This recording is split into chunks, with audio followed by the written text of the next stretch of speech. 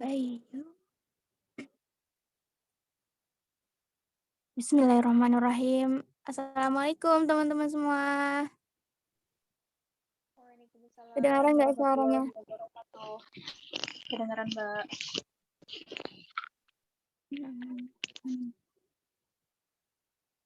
Kedengaran, merdu sekali.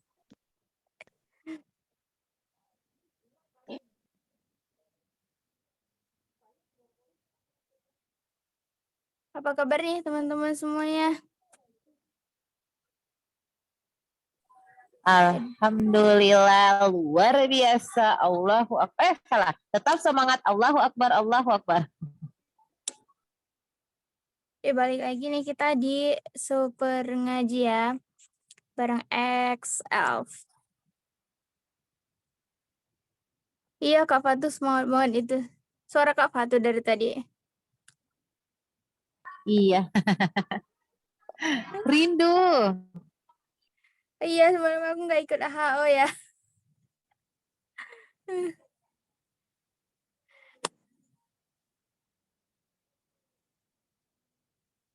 Ini udah berapa orang nih yang join? Dong, ramein dong. Biar kita mulai.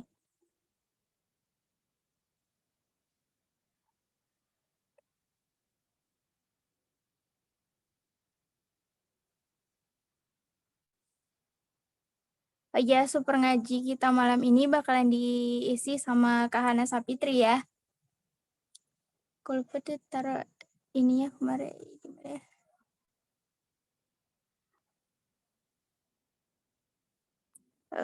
Kak Hana Sapitri udah gabung tuh bareng kita. Sebelum Kak Hana mulai, kan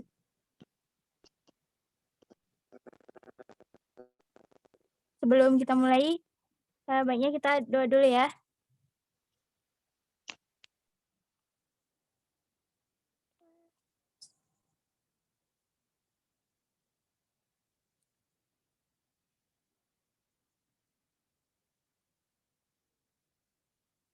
Doa selesai.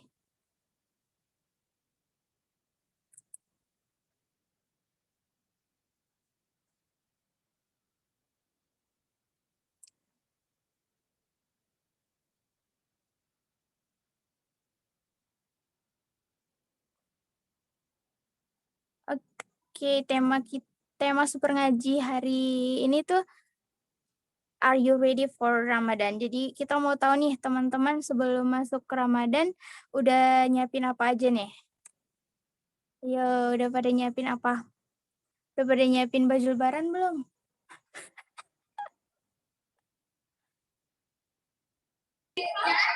Fatu nyiapin tiket pulang ke Makassar dong.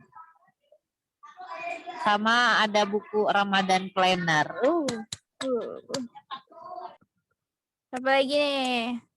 Aslinya sekarang Pulkam udah ini ya sih? Udah lebih bebas dari tahun kemarin ya? Ya iya harus vaksin sampai booster ya? Nah, itu dia vaksin boosternya yang belum. Ih, kok aku ngomong nggak apa-apa ya? Iya nggak apa-apa, ayo di iniin aja. Tangannya lagi sibuk makan. Nggak apa-apa Kak, slow aja.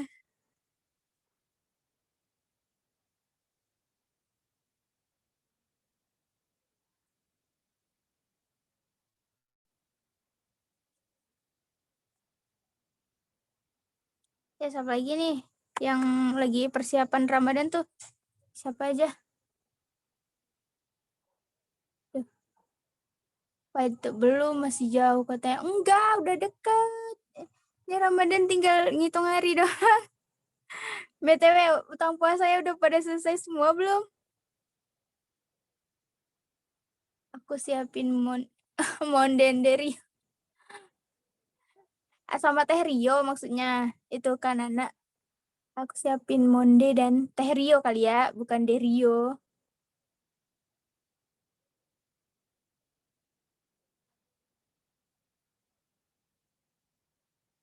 Oh belum, baju lebarannya belum ya. Kirain baju lebarannya dulu.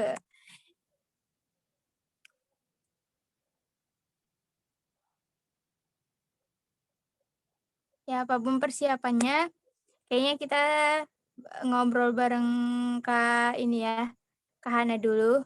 Ini CV-nya Kak Hana ditampilin sekarang apa nanti ya?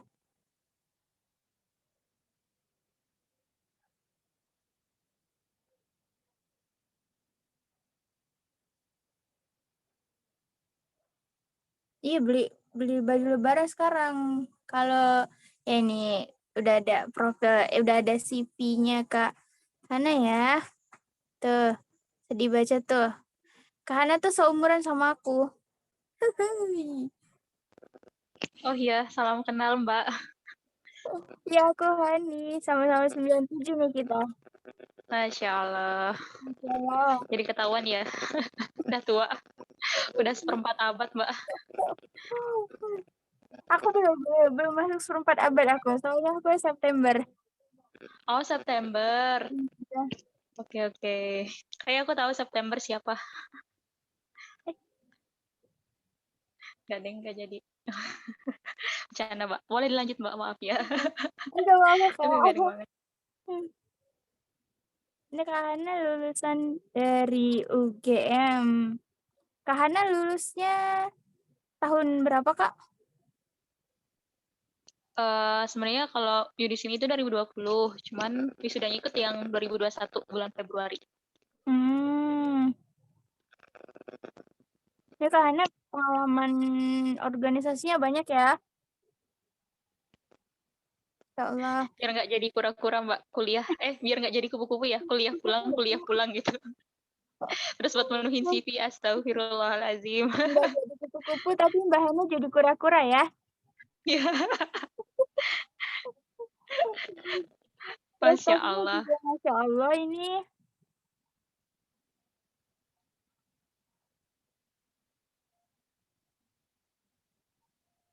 Mbak Hana itu boleh cerita dikit tentang beasiswa dari Basnasnya tuh? Oh, beasiswa Basnas. Jadi itu beasiswa yang aku terima di tahun 2018 dulu. Tahun 2018, sekitar bulan apa ya? Itu seleksinya dari Maret. Terus Maret apa Februari ya, aku lupa. Pokoknya itu program beasiswa selama 8 bulan kalau nggak salah. 8 bulan itu dari Basnas. Jadi khusus mahasiswa UGM tuh kayak dikasih gitu beasiswa dari Basnas. Terus ada sedikit seleksi ya di situ. Nah, alhamdulillahnya dapat gitu kan. Terus untuk program beasiswanya sendiri sebenarnya itu cuma pembinaan. Jadi cuma pembinaan selama setiap sekali sebulan, ditambah terakhir itu ada program kayak bakti sosialnya gitu.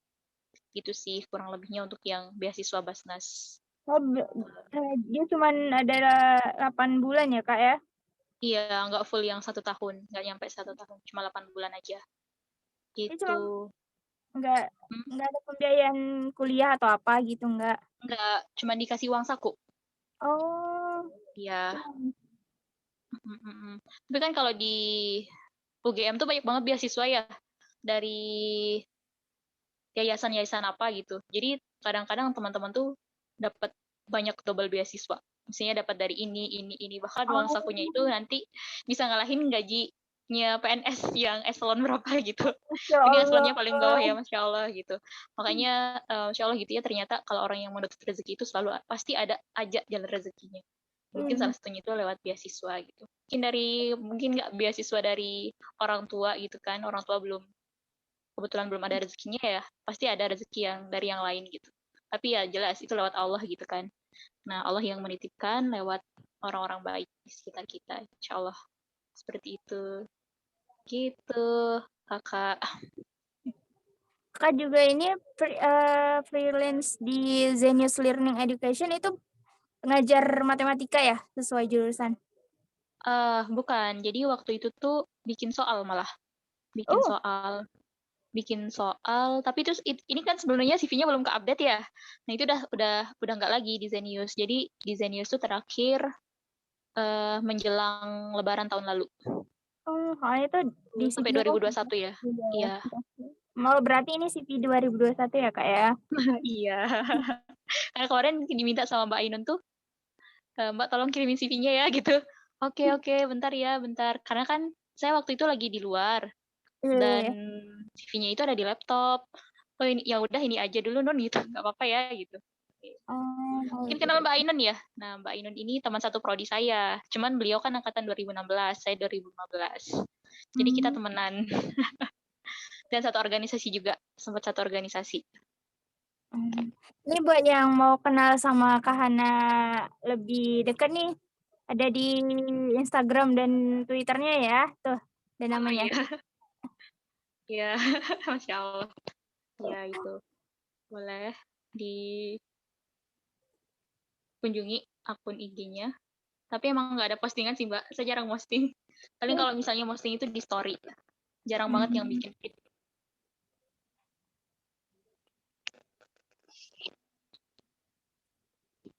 Mbak Hana kalau boleh tahu tuh pas organisasinya tuh banyak banget ya ini ya. Ada Kenapa ini ya? ya? Saya juga bingung kok bisa ya sebanyak itu. Ya. Tapi teman saya yang lebih banyak lagi kok. Jadi jangan apa ya, ini masih sedikit kayaknya. Teman saya itu lebih banyak lagi daripada ini. Serius. Boleh deh Kak Hana kasih tipsnya gimana bagi waktu tuh punya untuk kuliah sama pengalaman sama organisasi juga. Apa ya? Mungkin sedikit tips ya. Ini saya dapat nasihat gitu dari ustadz saya. Karena waktu itu juga Masya Allah ya. Jadi doanya dulu waktu mau masuk kuliah itu, ya Allah, tempatkanlah saya di kampus yang bisa bikin keimanan saya bertambah gitu. Jadi doanya dulu kayak gitu waktu SMA diajarin gitu kan sama Oh, guru waktu di SMA gitu. Itu berkesan banget sih, Masya Allah. Jadi doanya dibalik ya, nah gitu sekarang. Sekarang doanya itu seperti itu, bukan cuman buat kayak kamu kuliah aja, tapi memang berdoalah dimanapun kamu ditempatkan nanti, di situ tuh Allah nambah keimanan kamu gitu. Berdoanya gitu kan. Terus alhamdulillahnya dapet di UGM kan, dapet di UGM. Nah, sebenarnya saya nggak apa ya, berprestasi banget lah di UGM tuh. Bisa dibilang bawah gitu kan, bawah. Cuman alhamdulillahnya dikasih kesempatan sama Allah tuh belajar di apa ya istilahnya, belajar nggak cuma di bangku kuliah atau di ruang kelas. Nah, tapi Allah tuh ngizinin kan buat kayak praktek ilmunya itu di luar juga, kita dapat ilmunya dari luar. Salah satunya itu ya ngikutin beberapa organisasi ya. Karena dulu masih maba, suka nyoba-nyoba kan kalau maba ya. Jadi nyoba-nyoba aja gitu kan. Pertama saya ikut yang di departemen gitu, karena saya kan di matematika, jadi ya udah saya ikut himatika. Dan saya itu milihnya itu departemen media informasi, padahal saya nggak ada basic sama sekali tentang desain media dan sebagainya, tapi nekat aja karena kan niatnya untuk belajar ya waktu itu. Terus pengalaman tuh enak banget ya. kenapa kak? Kadang-kadang Kenapa tuh kak? yang lebih enak, lebih ngasih pengalaman yang lebih gitu. Ah iya bener banget. Ya itu kebawa kan sampai sekarang. Alhamdulillah. Jadi selalu ada hal yang disyukuri sebenarnya ya.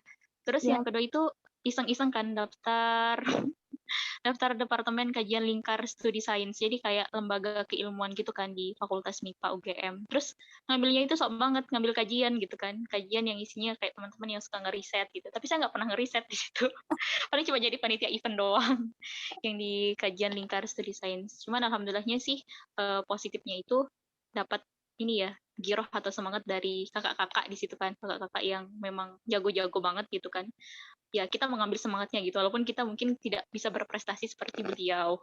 Terus saya ikut 3 waktu itu ya, waktu maba. Satunya lagi itu saya ikut di Keluarga Muslim Fakultas MIPA. Keluarga Muslim Fakultas MIPA itu kayak kerohaniannya gitu di Fakultas MIPA UGM. Saya ikut di situ, malah ditaruhnya itu di Departemen Kewirausahaan. Jadi di tahun 2015 sampai 2016 itu adalah tahun-tahun yang sebenarnya sangat-sangat saya tidak berpikir panjang, Mbak. Jadi ya udah asal ikut-ikut aja gitu kan, ikut-ikut aja gitu kan. Sampai akhirnya di tahun 2017 itu adalah masa pergantian pengurus. Dan yang menjadi pengurus itu adalah angkatan saya. Nah, di saat itu saya harus menentukan salah satu pilihan kan. Karena ternyata di lobby kan, di lobby gitu kan. Biasalah kalau organisasi kan ada kaderisasinya. Saya di lobby di KMFM, di Keluarga Muslim Fakultas MIPA buat jadi kayak sekretaris jenderal. Sekretaris jenderalnya itu tupoksinya itu kayak yang ngatur organisasi di bawah ketuanya lah, pendamping ketuanya gitu, ketua umum. Nah, karena saya merasa lebih apa ya, mungkin lebih dibutuhkan di situ dan mungkin lebih bisa ya di situ. Jadi ya udah akhirnya saya ikut KMFM. Saya masuk di situ terus jadi sekretaris jenderal. Tapi cuma 1 tahun jabatan. Nah, Masya di Allah. tahun ini lagi saya nekat, Mbak. Nekat buat masuk pondok pesantren. Jadi kalau di Jogja tuh banyak banget pondok pesantren yang buat mahasiswi gitu, banyak banget. Itu yang salah satu hal yang saya syukuri ya ketika di Jogja, karena buat belajar ilmu agama ataupun ilmu-ilmu ingin upgrade apa ya, ilmu tentang tentang apa yang kita ambil di kuliah juga ada gitu. Dan alhamdulillahnya kan di UGM ya, karena di UGM itu memang salah satu kampus yang terbaik ya waktu itu, yang terbaik gitu kan di Indonesia gitu. Bukan berarti yang lain enggak ya, maksudnya memang Yang dari salah segi satu yang terbaik. iya, dan bersyukurnya lagi di situ tuh Allah tuh nyediain tempat-tempat buat belajar agama yang banyak. Nah, jadi saya ikut waktu itu, ikut seleksi buat daftar Pondok Pesantren Mahasiswi Asma Amanina namanya. Nah, Masya Allah, ternyata diterima ya, qadarullahnya diterima gitu kan, diterima, dan saya 4 tahun di sana. Jadi 4 tahun itu kan sama aja kayak kuliah S1 ya. Jadi, Iya. iya, jadi kalau misalnya nanti ketemu sama teman-teman Jogja tuh nggak sedikit yang mondok, banget yang mondok. Jadi saya cuma salah satu di antaranya. Jadi hal biasa gitu, bukan hal yang kayak wah gimana gitu. Itu tuh emang banyak gitu kan. Terus pondok-pondoknya juga banyak. eh, Biasanya yang kerapiak gitu kan, kerapiak itu yang dari teman-teman NU itu juga banyak banget tersebar kan. Jadi teman-teman saya itu juga banyak banget yang masuk pondok gitu. Jadi biasa aja gitu kalau misalnya di Jogja tuh. Dan bersyukurnya itu ada itu ya, ada pondok, kuliah, jadi kayak dua ilmu itu kita dapat ya. Dua ilmu itu kita dapat. Walaupun Iya. mungkin untuk saya pribadi ya, saya belum maksimal. Saya akuin saya belum maksimal waktu itu, waktu Ya. di bangku kuliah. Cuman kan memang tidak perlu disesali ya Mbak ya. Kita ambil hikmahnya dan mungkin akan menjadi pembelajaran untuk orang-orang apa ya adik-adik kita nanti gitu. Saya mau ambil hikmahnya kayak gitu, kayak sok-sok berlapang dada gitu lah. Ya pasti ini ada hikmahnya gitu kan. Walaupun sebenarnya kan ada target dulu ya waktu maba yang super idealis banget. Misalnya saya harus lulus cum laude, IP-nya 4,0 gitu kan. Ternyata dapet C aja kata dosen saya itu udah bagus gitu. Hah gitu kan. Saya pernah konsultasi, Bu saya dapet C gitu kan. Itu waktu semester 1. Terus setelah itu dosen pembimbing saya bilang gini, udah Mbak C itu udah bagus, nggak usah ngulang lah gitu. Hah gitu Bu, oh ya udah saya nggak usah ngulang deh gitu. Dengan polosnya. Ya Oh, Allah. Nah, Masya itu suka Allah ya dukanya ya cerita gitu ya. dari Kak Hana udah jadi makin nggak sabar nih untuk langsung ke materi. Ini kita bakalan bahas tentang persiapan Ramadan. Kira-kira menurut Kak Hana nih, persiapan yang harus kita siapkan untuk memasuki bulan Ramadan tuh apa aja? Menurut saya pribadi ya, bukan menurut pribadi sih sebenarnya, ini belajar ya dari para ustadz gitu, ustazah yang memang beliau sudah punya ilmu yang jauh lebih banyak daripada saya ya. Sebenarnya yang paling patut disiapin itu adalah tentang ilmunya sendiri. Ilmu tentang Ramadan itu seperti apa, fikih-fikihnya itu seperti apa, selain keilmuan, tentu juga fisik ya. Fisik itu juga tentu harus dipersiapkan. Salah satunya misalnya untuk fisik itu mulai dari sekarang tuh kita latihan untuk berpuasa gitu kan. Latihan untuk puasa dengan puasa sunnah, misalnya Senin Kamis, atau misalnya cuma bisa hari Senin aja. Kalau misalnya Kamis, Kamis aja. Kalau misalnya bisa puasa Daud, ya udah puasa Daud. Yang penting ada latihannya gitu. Terus selain makanan, ya tentunya finansial juga ya. Finansial itu juga perlu kita persiapkan karena kalau bisa Ramadan tuh kita tinggal fokus ibadah gitu. Bukan lagi buat kayak mencari harta. Kecuali memang gini ya dalam tanda kutip ya, kalau misalnya memang rezekinya memang harus dicari gitu di bulan itu ya. Insya Allah itu juga jadi bagian ibadah daripada kita gitu kan. Jadi kan sebenarnya kerja itu juga bagian ibadah ya. Nah, tergantung gimana cara kita aja gitu, niat kita seperti apa. Kalau misalnya niat kita udah benar, cara kita udah benar, insya Allah itu jadi ibadah. Jadi yang menurut saya yang perlu dipersiapkan itu ilmu, fisiknya, sama finansial.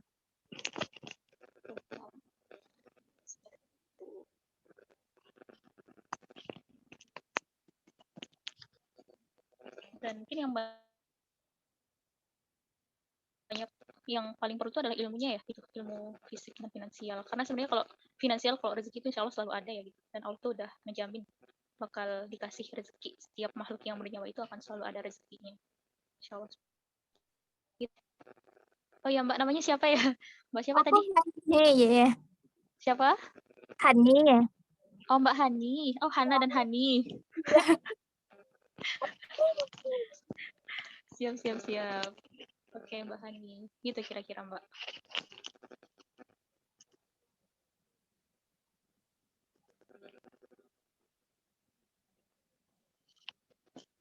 Ini sudah Oh, boleh dimulai materinya atau? boleh. Boleh Oh silakan boleh. Kak. Iya, kalau gitu saya izin share screen ya. Boleh Kak. Oke.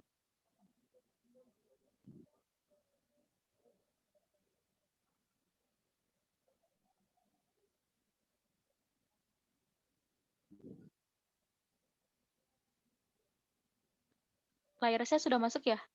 Udah. Oke.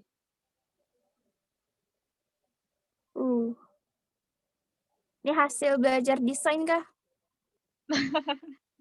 Enggak juga sih Mbak. Ini mah dapat template gratis di Google. Terus sekarang Ya, template udah banyak ya yang gratis ya. betul. Banyak banget. Tinggal mungkin cari referensi-referensinya aja kali ya. Link-linknya itu di mana gitu. Oke. Sebenarnya saya ucapkan terima kasih kepada Kak Hani yang sudah mengizinkan saya untuk berbagi sedikit ya apa yang saya punya gitu. Belum tentu di sini saya tuh lebih berilmu daripada teman-teman yang ada di sini ya. Bisa jadi teman-teman yang ada di sini justru ilmunya lebih banyak daripada saya. Maka dari itu nanti ada sesi diskusi, kita diskusi lebih lagi. Saling berbagi ilmu seperti itu. Ya, kemarin saya dihubungin sama panitia untuk mengisi di kajiannya X-Elf. Elf itu ini ya, fandomnya senior. Saya nggak tahu sih di sini tuh emang benar-benar ngefans sama Super Junior atau memang cuma namanya aja Oh, Kak Hani. kan kan ada pengalaman ngefan girl nggak ada ya? Ada dong, jangan salah. Oh, ada. Kak tuh dari fandom mana? Dulu ya waktu SMA tuh aku elf. Oh, tuh. Jadi kita nih extra elf-nya, extraordinary elf. Iya iya. Sempat Jadi sempat lihat videonya Bang Fuad juga sih tentang eh, ekstra ekstra gitu. ya. Nah, kita tuh rata-rata tuh alumni dari ekskul sana. Oh masya Allah, Ya masya sambil Allah ya, sambil sambil kita belajar agama juga Kak. masya Allah. Iya iya iya iya iya. Mantap mantap mantap. Saya juga sering lihat kok fandom-fandom tuh suka kayak ngumpulin buat aksi juga ya, aksi Iya. kemanusiaan gitu-gitu. Masya Mm-mm. Allah sih, luar biasa banget. Nah, ternyata selalu ada sisi positif ya dari setiap orang. Nah, dan itu kita nggak boleh ngejudge gitu. Itu sih yang saya belajar ya selama ini gitu. Belajar untuk memahami orang lain dengan cara yang benar. Wah, itu PR banget. Oke, teruntuk teman-teman X-Elf, malam ini kita akan sama-sama belajar ya. Kemarin saya dikasih tema Here We Go, Are You Ready for Ramadan? Nah, di sini insya Allah kita akan belajar ya agar Ramadan kita itu dapat kita mulai dengan cara yang ekstra juga gitu. Okay. Ya. Nah, oke. Tadi sebenarnya udah kenalan ya, tapi nggak apa-apa deh kenalan lagi. Oke, perkenalkan teman-teman semua, nama aku Hana Safitri, aku alumnus Matematika UGM 2015. Aku seorang pengajar, konten kreator. Ini kadang diserasikan namanya. Jadi boleh dilihat platform serasikan. Kemudian aku juga tim produk kurikulum di Kiroah. Jadi Kiroah itu adalah aplikasi belajar Quran yang teman-teman bisa download dari App Store atau punya iPhone. Apa ya, kalau iPhone tuh aku nggak tahu nama tempat downloadnya apa.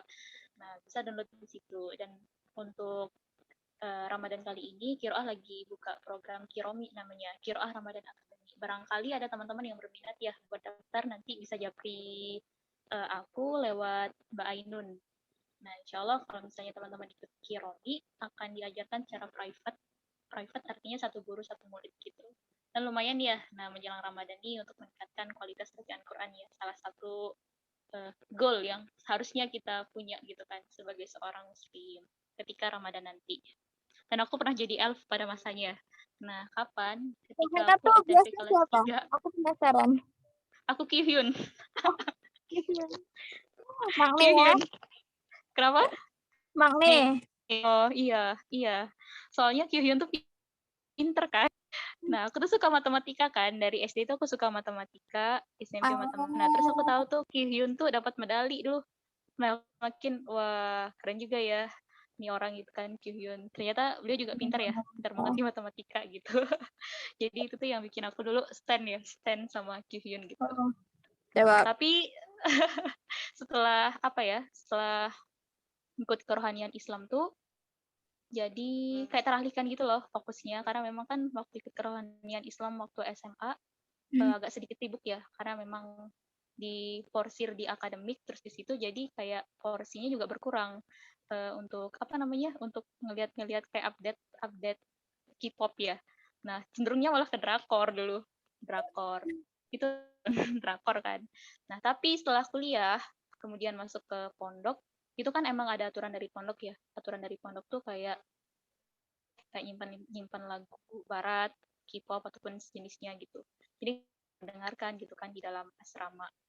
Begitu juga dengan nonton drakor. Karena juga kan dulu waktu kuliah tuh emang lumayan terforsir waktunya ya buat organisasi dan akademik terus pulang-pulang dari kampus itu harus di apa ya harus di ini kan harus di asrama belajar lagi jadi udah capek kan jadi kayak nggak ada waktu gitu buat apa namanya update lagi jadi vakum sekian tahun dan nggak ngikutin F lagi gitu nggak ngikutin Super Junior lagi gitu.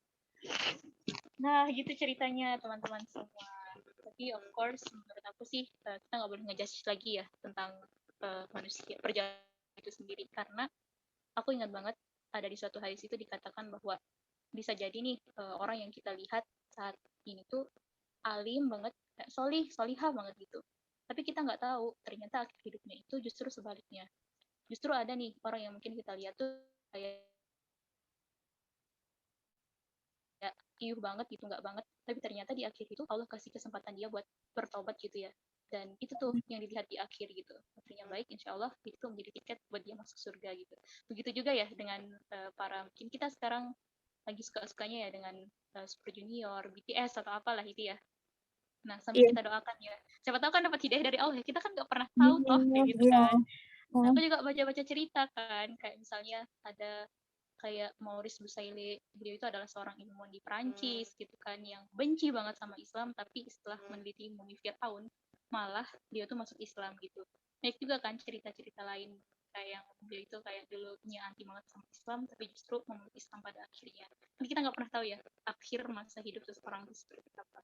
Jadi it's okay sih gitu kan yang penting kita bisa mengambil yang baik-baik dan tidak berlebihan. Intinya kan kita di tengah-tengah ya nggak terlalu berlebihan juga gitu kan nggak sampai yang terlalu fanatik banget oke suka sih suka gitu kan tapi bisa mengatur intinya jadi saya juga sekarang kayak masih apa ya kadang-kadang tuh suka ya ngelihat BTS ya kalau saya mungkin agak beda ya BTS kenapa karena saya itu waktu itu tertarik dengan Namjoon ketika di PBB oh ada ya ternyata bisa sekeren ini gitu bahkan saya mungkin saya disuruh ngomong di depan PBB mungkin nggak akan bisa seperti hikmahnya adalah yaudah kita mengambil hikmah dari beliau-beliau tapi apa ya tidak menjadikan apa yang beliau lakukan itu sebagai pedoman hidup kita mengambil hikmah itu boleh banget loh gitu bahkan kan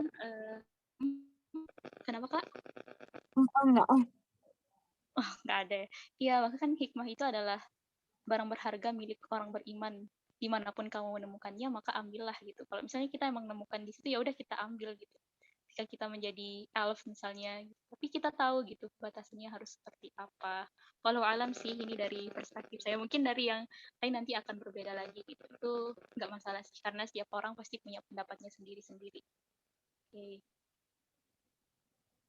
sorry oke, next. Oke, jadi teman-teman, peta diskusi atau belajar kita malam hari ini yang pertama, kita akan review lagi terkait makna puasa. Terus yang kedua itu keistimewaan Ramadan. Terus yang ketiga itu kita ingat-ingat lagi tentang syarat puasa. Dan yang keempat ini, yang paling aku excited banget sih buat nyampein, yaitu tanaman unggul di bulan Ramadan, atau amalan-amalan unggulan di bulan Ramadan itu seperti apa, yang mungkin nanti bisa kita petakan bersama lagi ya, kita breakdown lagi gitu, dan mungkin bisa kita jadikan amalan unggulan bagi diri kita masing-masing. Oke. BTW ini aku referensinya itu ngambil di bukunya Ustadz Adi Hidayat, yang judulnya itu Makna Ayat Puasa, Mengenal Kedalaman Bahasa Al-Quran. Jadi emang di buku itu tuh membahas kayak bedah ayat gitu loh, kayak bedah ayat, tapi dia lebih ke makna ini, lughahnya atau bahasanya. Mungkin ada yang sering dengerin apa namanya ceramahnya Ustadz Adi Hidayat atau Ustadz Maman Alikan, itu kan mirip-mirip ya. Dia tuh sering kayak mengupas tuntas misalnya makna ya ayyuhalladzi gitu. Apa makna kata ajakan di situ gitu. Kenapa disebut dipanggilnya itu adalah ya ayyuhalladzina amanu gitu. Kenapa untuk orang-orang yang beriman dan sebagainya. Nah, di buku itu dibahas seperti itu. Cuman saya nggak akan membahas itu ya, karena mungkin ilmu saya belum nyampe ke situ gitu. Jadi di sini saya cuma ngambil beberapa terkait fikih untuk yang di makna ayat puasa. Bahkan untuk fikih pun teman-teman bisa belajar lebih lengkap lagi ya. Ada namanya Rumah Fikih Indonesia. Nah, itu tuh insya Allah beliau-beliau adalah orang yang berkompeten banget untuk menjelaskan fikih gitu. Karena kan fikih itu kadang banyak perbedaan pendapat ya, dan mungkin saya nggak terlalu apa ya istilahnya paham gitu untuk menjelaskan itu terlalu jauh. Jadi ini yang saya ambil berdasarkan referensi buku tadi. Nah, annyeonghaseyo Ramadan, kan selamat datang Ramadan. Insya Allah semoga Allah sampaikan umur kita di bulan Ramadan ya, yang kurang lebih tinggal seminggu lagi kalau nggak salah, sekitar kurang lebih 7 hari lagi lah. Nah, Ya, sebagaimana ibadah lain yang memiliki cara tertentu untuk ditunaikan, puasa pun demikian. Nah, di antara banyaknya jenis puasa, puasa Ramadan adalah yang terspesial karena hukumnya itu wajib bagi yang mengaku dirinya beriman. Nah, kan puasa banyak ya. Ada puasa sunnah, misalnya ayamul bid, Senin Kamis, terus puasa apa lagi tuh? Puasa Daud, puasa Asyura dan sebagainya gitu kan. Cuman yang Ramadan ini benar-benar spesial ya, karena dia 1 bulan penuh dan luar biasa banget keutamaannya. Nanti kita akan bahas di slide berikutnya. Nah, yang pertama itu kita akan belajar tentang makna puasa. Makna puasa secara etimologi dan esensi dari puasa itu sendiri. Nah, secara etimologi atau bahasa, puasa itu berarti menahan atau mencegah. Lebih spesifik lagi, menahan dari segala hal yang hendak dilakukan seperti menahan makan, minum, atau sekedar tidak berbicara.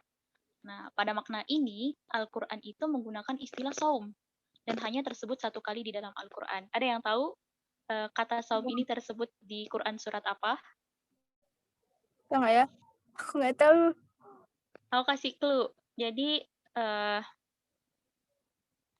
ini adalah nama orang. Suratnya itu nama orang. Di Quran banyak yang nama orang. Nama orang, tapi lebih spesifik lagi ya. Satu-satunya perempuan yang disebutkan di dalam Al-Quran. Namanya. Siapa coba? Mariam, Iya, Anissa. betul. Oh, Mariam. Kalau Nisa kan artinya perempuan ya. Oh, Perempuan ya. Jadi ada di Quran surat Maryam ayat ke-26. Cuman ada di situ kata saum. Kenapa? Jadi waktu itu tuh Bunda Maryam kan dapat cobaan yang luar biasa banget ya. Iya. Ujiannya berat banget gitu. Kalau mungkin manusia zaman sekarang kayaknya nggak kuat gitu kan kalau kita bebankan cobaan yang sama kayak beliau kan. Iya. Nah, karena cobaan yang dulu itu, beliau tuh sampai puasa. Tapi puasanya adalah puasa untuk berbicara. Jadi puasanya beliau itu tidak berbicara dengan orang lain. Saking kayak, ya udah daripada ngumpet, maksudnya keluar kata-kata yang kotor, mending saya diam aja.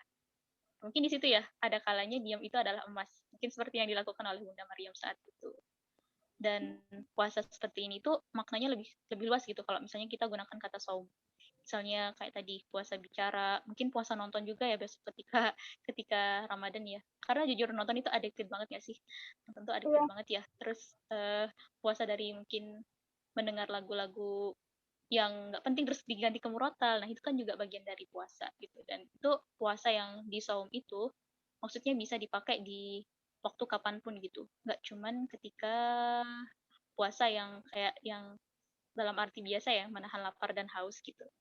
Nah, kalau secara terminologi atau istilah, puasa berarti menahan diri dari segala hal yang ditentukan oleh syariat dari terbitnya fajar sampai terbenamnya matahari, di mana syarat dan ketentuannya itu berlaku. Nah, sementara Al-Quran dalam hal ini, puasa yang seperti ini, menggunakan kata siam, dan dimention sebanyak 9 kali di dalam Al-Quran. Mungkin salah satunya yang paling familiar itu adalah surat Al-Baqarah ayat 183 ya.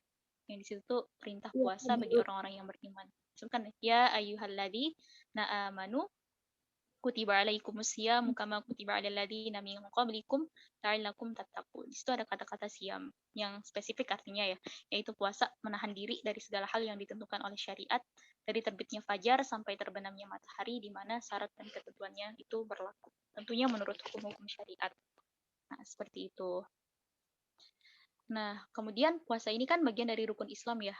Nah, puasa ini bagian dari rukun Islam. Sementara rukun itu sendiri definisinya adalah fondasi. Fondasi yang mengokohkan tegaknya suatu bangunan. Nah, Islam itu dilandasi oleh 5 fondasi utama, yaitu syahadatain, kemudian yang kedua mendirikan sholat, yang ketiga menunaikan zakat, 4 itu naik haji ke Baitullah, 5 itu puasa di bulan Ramadan. Ini saya ngutip di hadis ya, di hadis riwayat Al-Bukhari dan Muslim. Jadi hadisnya itu berbunyi, An ibni Umar radhiyallahu anhuma, anna Nabi sallallahu alaihi wasallam qala, Bunyal Islamu ala khamsin syahadata an la ilaha illallah wa anna Muhammadar Rasulullah wa iqamis salah wa ita'iz zakah wa hajjil bait wa saumi ramadana. Rawahul Bukhari wa Muslim. Nah, ini ada 5 gitu. Artinya ketika kita berpuasa di bulan Ramadan, kita tuh udah nguatin pokok bangunan kita tadi. Fondasi fondasi keislaman kita tadi itu telah kita kuatkan gitu. Karena pondasi-pondasi ini saling berkaitan satu sama lain dan tidak bisa saling terlepas gitu. Jadi nggak bisa dia dikatakan Islamnya itu sempurna kalau misalnya dia nggak puasa di bulan Ramadan, atau dia nggak mendirikan sholat, atau dia nggak syahadatain, atau dia nggak menunaikan zakat. Sementara zakat kan yang kita tahu kan zakat itu banyak ya, salah satunya zakat fitrah, yang itu tuh harus ditunaikan juga di puasa Ramadan. Nah, sholat juga gitu ya, kalau misalnya kita puasa aja tapi nggak sholat, ya sama aja bohong gitu kan. Nah, seperti itu teman-teman kira-kira.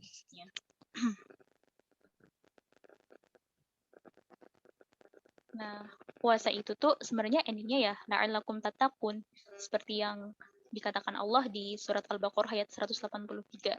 Ya ayyuhalladzina amanu kutiba alaikumusyamu kama kutiba alal ladzina min qablikum la'allakum tattaqun. Dan akan bisa kita raih kalau kita ngikutin prosedurnya. La'allakum tattaqun itu adalah kondisi muslim yang terpelihara dari semua dorongan perbuatan negatif dan akan terlihat dari perilaku, pikiran, hingga tutur katanya. Nah, bahkan terdorong untuk melakukan perbuatan negatif atau dalam hatinya itu aja nggak ada gitu, terpelihara. Apalagi sampai berbuat itu pasti nggak mungkin ya bagi orang-orang yang bertakwa. Nah, misalnya mungkin kalau kita masih ada niat misalnya sekecil aku mau gibah gitu, kayak aku mau ini yang suatu hal yang negatif gitu. Nah, bisa jadi itu salah satu indikator bahwa kita itu belum sepenuhnya menjadi hamba Allah yang bertakwa. Itu ciri-ciri sedikit ciri-ciri gitu, dan mungkin saya juga masih kena gitu ya, masih kesindir dengan ciri-ciri tersebut gitu. Nah, ini saya ngambil dari tulisannya Ustadz Hadi Hidayat, tentunya di dalam buku yang saya ceritakan tadi ke teman-teman semua. Nah, ada hal-hal yang unik dari berpuasa. Nah, kalau ini tuh kita bahas secara filosofis ya. Aduh, agak berat banget ya bahasanya. Sebenarnya enggak, karena itu saya dapat di kajiannya Ustadz Fahrudin Faiz. Jadi beliau itu adalah seorang ahli filsafat dari Universitas Islam Negeri Sunan Kalijaga, Yogyakarta.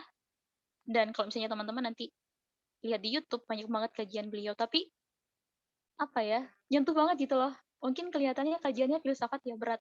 Tapi yang dibahas itu tentang cinta gitu kan.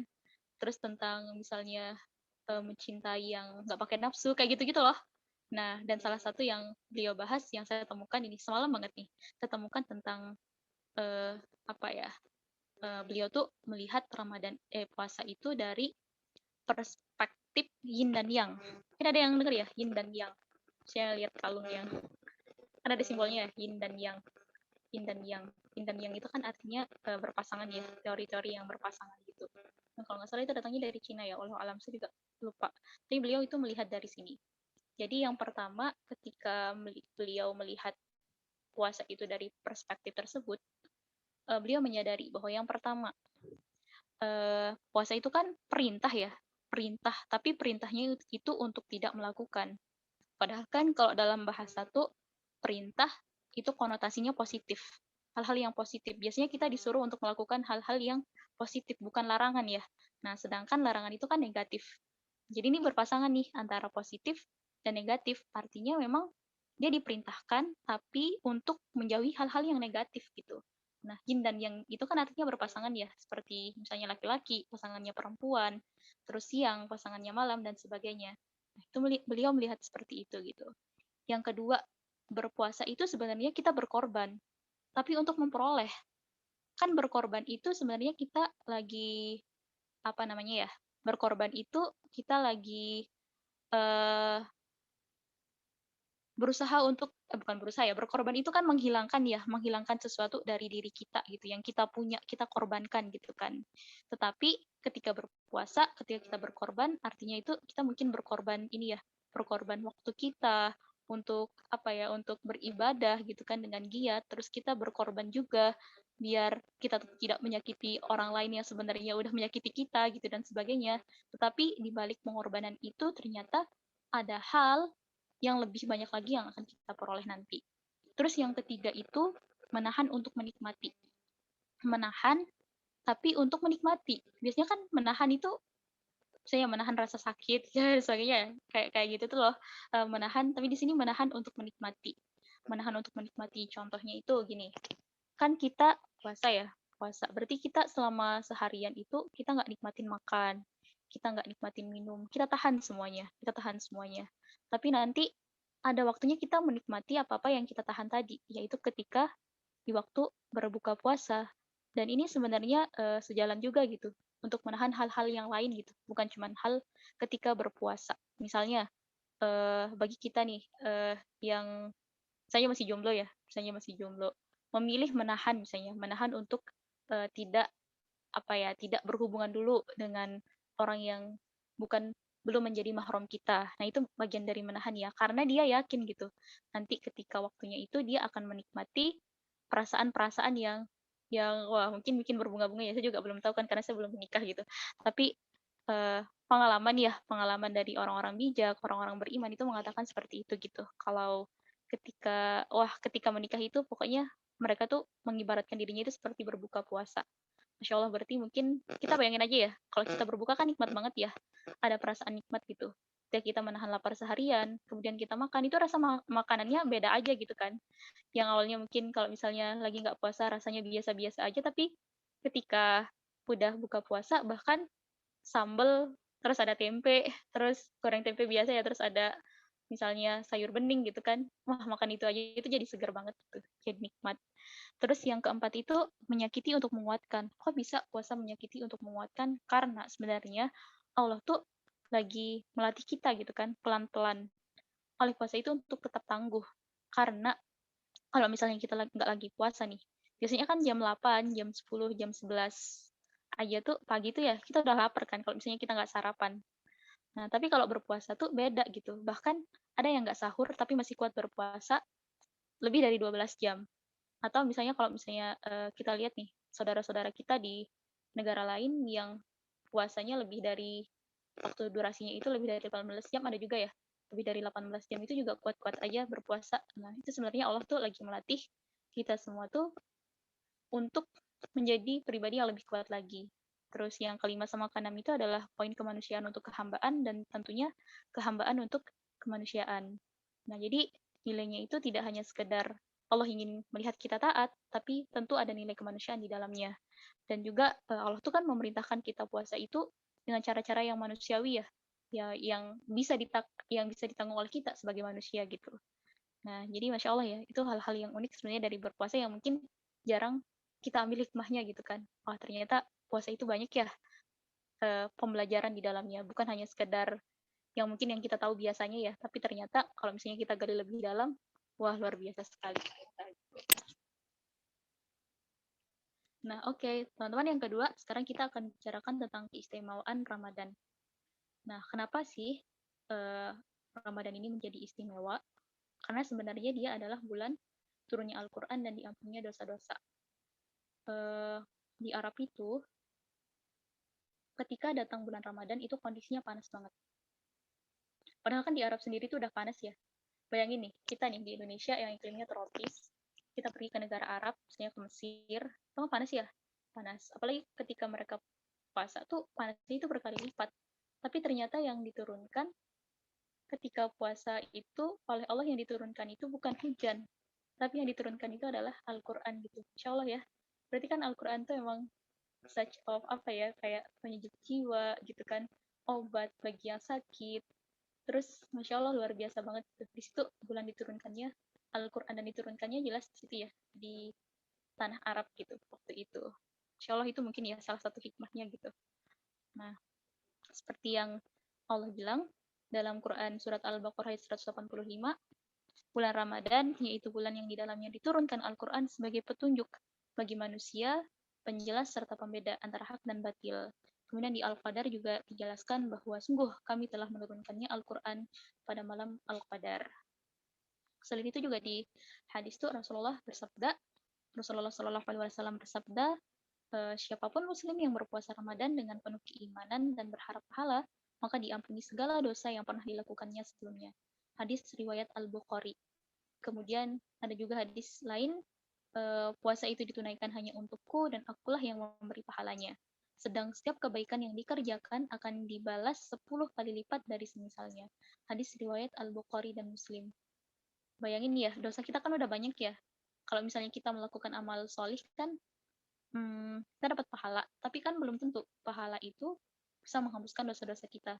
Siapa tahu kan ternyata saldo dosa kita tuh lebih banyak daripada saldo pahalanya. Sehingga kalau misalnya kita mau bayar dosa kita pakai pahala kita, mungkin nggak bisa gitu. Tapi Masya Allah gitu, di bulan Ramadan itu, bagi orang-orang yang berpuasa, Ramadan dengan penuh keimanan dan berharap pahala, maka diampuni segala dosa yang pernah dilakukannya sebelumnya.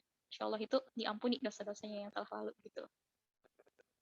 Nah, kemudian kita review lagi nih terkait syarat puasa. Syarat puasa itu ada 3 ya. Ada syarat wajib, syarat sah, dan syarat wajib dan sah. Ada ini kurang B-nya. Nah, untuk yang syarat wajib itu adalah yang menjadikan muslim wajib berpuasa. Yang pertama itu dia harus balik ya. Balik. Kalau udah balik, dia wajib berpuasa. Kalau misalnya belum balik, ditandainya kalau perempuan menstruasi ya. Kalau misalnya laki-laki itu mimpi basah. Berarti kalau misalnya belum dalam kondisi seperti itu, dia belum kena wajib berpuasa. Terus yang kedua itu memiliki kemampuan atau qudrah. Nah, seorang muslim yang terbukti secara medis tidak mampu berpuasa, sebenarnya dia nggak wajib menunaikannya ya, tetapi dia wajib mengqadha atau mengganti puasanya itu di hari lain. Nah, kalau misalnya tetap nggak sanggup, maka harus membayar fidyah. Membayar fidyah itu artinya adalah memberi makan ya setiap hari kepada seorang fakir miskin. Kalau di buku yang saya jelaskan tadi itu, besaran fidyah itu untuk sekarang itu sekitar 22.500 ya, untuk diberikan kepada satu orang untuk membayar fidyahnya. Kemudian yang kedua itu syarat sah puasa, yaitu yang menyebabkan puasa seseorang mendapatkan pahala ya, bukan padahal seorang mendapat pahala. Yang pertama, dia harus beragama Islam, yang kedua telah masuk waktu. Nah, percuma nih, misalnya nanti ada idol kita yang puasa ya, tapi dia kan nggak agama Islam ya nggak mungkin ya dapat pahalanya gitu. Terus yang kedua itu telah masuk waktu, artinya memang ada waktu-waktunya ya untuk berpuasa. Misalnya, dimulainya itu adalah ketika fajar atau terbit matahari gitu kan, dan berbuka itu ketika azan maghrib. Nah itu akan menjadi syarat sah seorang yang berpuasa. Kemudian yang ketiga itu adalah syarat wajib dan sah. Jadi kata dan itu harus keduanya ya, wajib dan sah, nggak boleh salah satu gitu. Jadi syarat wajib dan sah ini adalah berbagai ketentuan yang menjadikan seseorang dipandang wajib dan sah menunaikan puasa. Yang pertama, dia harus berakal sehat, artinya dia tidak punya penyakit mental. gangguan jiwa gitu ya.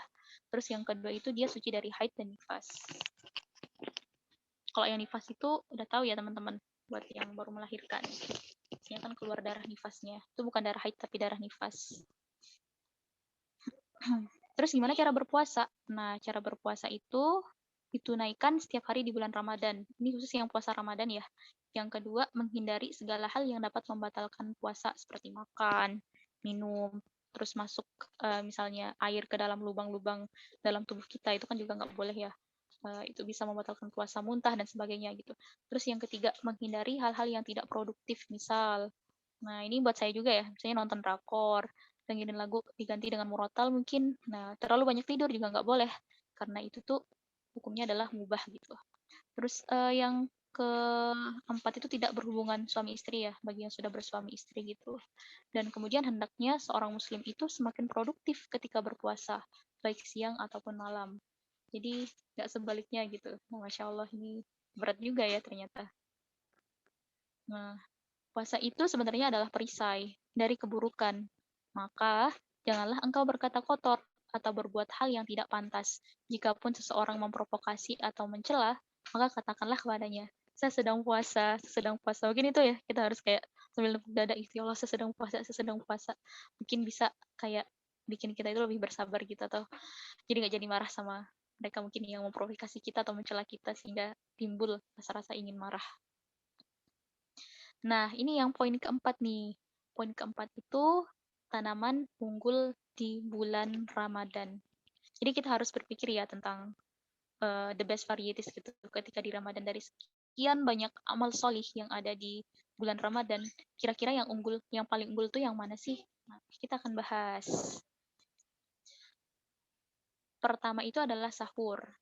Nah, sahur itu baiknya itu kita sahur di jam 12 malam atau mendekati imsak. Nah, ternyata yang baik itu adalah yang di akhir ya, yang mengakhiri sahur. Kemudian ketika sahur itu disunahkan untuk memperbanyak istighfar ya, bukan malah nonton reality show di TV dan sebagainya. Nah, yang disunahkan adalah memperbanyak istighfar. Ternyata ada maknanya di sini sahur itu. Nah, sahur itu adalah amalan yang pasti ya, amalan yang pasti gitu di ketika kita berpuasa, terutama di bulan Ramadan. Namun sahur yang unggul adalah mengakhiri sahur. Nah, kalau bisa tuh di sini dijelaskan ya oleh Ustadz Wido Supraha. Jadi waktu itu saya lagi ikut kajiannya Ustadz Wido Supraha. Waktunya itu adalah sekitar 20 menit sebelum imsak. Nah, sahur yang unggul atau sahur yang terbaik itu di waktu itu gitu. Sahur itu waktunya itu adalah untuk kita istighfar, dimulai dari sayyidul istighfar, mungkin kita baca lebih dari 70 kali gitu. Beristighfar ya sambil kalau bisa tuh ingat-ingat dosa kita gitu. Wah, ini berat banget ya. Kayak berat banget sih. Kayak untuk beristighfar terus sambil nangis, sambil bersedih. Terus di sini tuh tugasnya laki-laki sebenarnya, terutama kepala keluarga atau ayah itu untuk mengkondisikan keluarganya biar sahurnya kondusif. Sahur yang kondusif itu adalah sahur yang dicontohkan Nabi ya, seperti itu gitu. Banyak-banyak bertaubat di sana, terus kita mengakhiri sahur. Nah, dikondisikan keluarga kita agar menjadi hamba yang bersyukur kepada Allah. Terus tanaman unggulan yang kedua itu adalah segera berbuka. Jadi waktu azan maghrib adalah yang termasuk waqt hisab. Maksudnya gimana, Kak? Jadi gini, biasanya kan kita tuh berbuka ketika azan maghrib dari musola atau masjid terdekat ya. Nah, ternyata yang disunahkan itu kan kalau misalnya berbuka itu adalah segera ya. Nah, sekarang kan udah canggih ya. Canggih kan. Misalnya kita buka Google aja tuh udah ada kan jadwal azan subuh sampai azan isya tuh udah ada gitu. Nah, jadi yang diikutin yang mana? Kalau bisa nih, ketika berbuka itu adalah ikutin aja yang ada di Google misalnya. Kan waktunya udah sama semua ya sekarang. Android kan udah canggih, Android, iPhone tuh udah canggih gitu. Jam kita kan sama sekarang ya. Kalau mungkin dulu pakai jam manual bisa jadi beda semenit atau beda beberapa detik gitu kan. Bahkan ada yang beda sampai 10 menit gitu. Nah, sekarang kan kalau misalnya pakai jam digital, jam yang di Android itu kan udah sama semua. Nah, makanya itu tuh kita tuh disunahkan untuk ya udah ngikutin jam yang ada di situ aja, yang jam di Google itu jam berapa gitu, walaupun misalnya belum azan ya, tapi waktu maghrib udah ada gitu, ya udah kita boleh boleh buka puasa duluan. Nah, buka puasa duluan karena sebenarnya yang azan tuh lagi buka puasa, makanya azannya agak telat gitu beberapa mungkin semenit 2 menit lah telatnya ya. Mungkin beliau minum dulu gitu, baru azan. Maksudnya mereka udah buka puasa duluan. Mungkin kita boleh gitu. Walaupun sebelum azan tapi udah waktunya, kita nggak apa-apa. Itu malah disunahkan gitu. Terus yang ketiga itu menikmati berdiri di waktu malam. Menikmati berdiri di waktu malam seperti sholat tarawih, itu kita nikmati gitu berdirinya. Jadi suatu amalan ibadah itu belum sampai ke level yang berkualitas. Kalau misalnya, jadi amalan suatu ibadah belum sampai ke level unggul kalau dia amalnya itu belum berkualitas.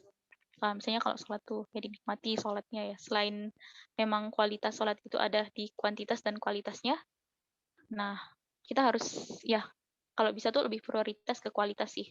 Kualitas misalnya yang biasanya kita tuh ketika sholat ya, bacaan suratnya misalnya bacaan surat pendek atau cuma surat Al-Fatihah. Mungkin biar lebih berkualitas lagi, bacaannya diperpanjang. Misal membaca 1 halaman gitu di setiap rakaat dan sebagainya gitu. Nah, itu maksudnya yang berkualitas. Dan yang berkualitas itu sebenarnya mempersiapkan ya, dia yang mempersiapkan sholatnya. Misal 10-15 menit lagi azan. Nah, jadi dia tuh uduknya bukan ketika azan, tapi dia tuh udah kayak bersiap itu 15 menit sebelumnya. Dia sebelum azan tuh dia udah benar-benar siap gitu untuk sholat. Nah, itu yang dimaksud dengan sholat yang berkualitas gitu. Jadi udah siap, udah prepare. Terus disambi dengan baca Quran atau misalnya istighfar atau sholat sunnah yang lain. Seperti itu. Terus yang keempat itu adalah tentunya membaca Quran ya. Nah, bacaan Quran yang seperti apa? Tentunya bacaan yang tartil, dan kalau bisa itu kita memiliki target khatam. Misal selama 1 bulan itu kita mau khatam 1 juz. Atau mau ditambah lagi kuantitasnya boleh, tapi kita harus ingat bahwa maksimal khatam itu adalah 10 juz per hari. Nah, sunnahnya seperti itu ya. Rasulullah itu nggak ngebolehin gitu. Misalnya ada yang khatam lebih dari 10 juz per hari.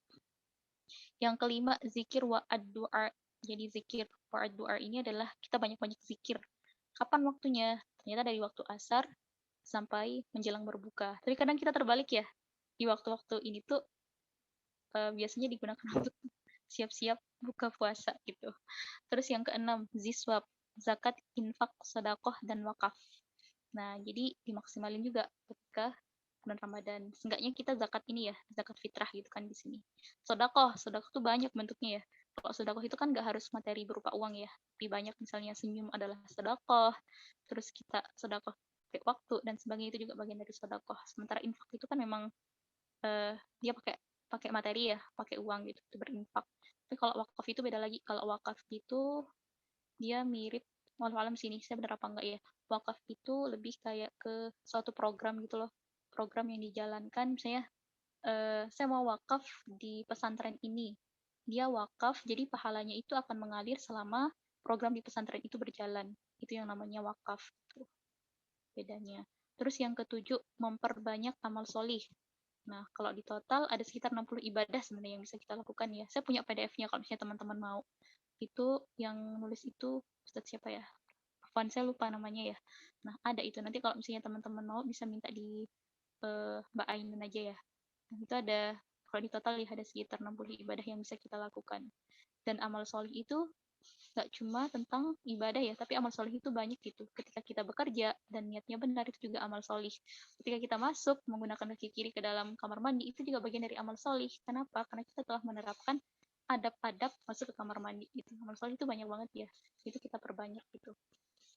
Kemudian yang kedelapan, meninggalkan segala hal yang mubah. Contohnya kayak tidur, nonton yang nggak manfaat, stalking yang nggak manfaat, dan lain-lain.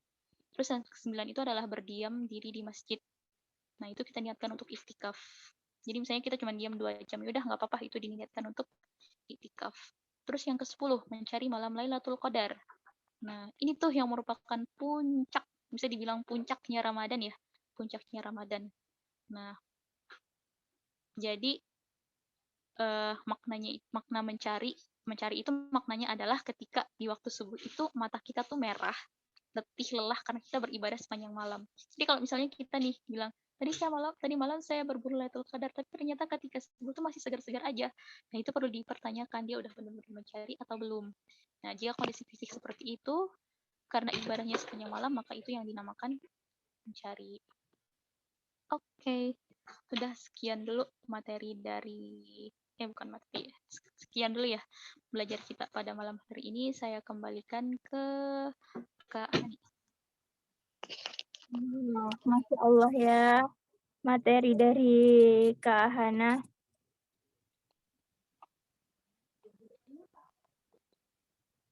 Bimnya, suara aku kedengaran nggak? Masuk. Ya, itu tadi ada beberapa masukan ya yang dari Kak Hana. Pasti berguna banget buat kita untuk memasuki Ramadan. Yang tinggal ngitung 7 hari lagi gini ya, 7 sampai 8 hari lagi. ya, tinggal beberapa hari lagi ya. Tadi Kak Hana ada kan tentang apa tadi yang kalau slide berapa ya tadi aku lupa. Bagian menahan ya kalau aku nggak salah tuh. Menahan. Menahan tuh kan katanya di situ tadi di PPT ya, saya sedang puasa gitu. Kita kalau lagi di sela atau di apa gitu sama orang. Hadisnya ada Ya, hadis. Kan kalau kita ngomong saya sedang puasa, takutnya tuh jadi kayak berkurang gitu loh ini ya. Apa namanya? Kadang-kadang Iya, paham. Mungkin dibilangnya dalam hati gitu, Mbak. Kalau sedang puasa gitu. Biasanya kan halus-halus dada gitu ya. Kalau sabar sedang puasa gitu. Ya nggak langsung juga, saya sedang puasa. Kalau lucu juga ya. Kalau bilangnya di depan orangnya kayak gitu. Orangnya malah ketawa nanti. Habis mencela malah diketawain lagi kita. Ya, kalau puasa kenapa gitu kan ya? Iya. Gitu. Silakan, mungkin ada yang mau didiskusikan. Semoga saya bisa jawab sih. Atau mungkin teman-teman yang lain ada yang bisa jawab. Iya, teman-teman yang mau nanyain ke Hana masih di sini. Di kolom chat boleh. Atau mau open cam juga nggak apa-apa. Ada yang mau nanya sama Kak Hana? Masya Allah, ini lagi baca kolom chat ya. Masya Allah.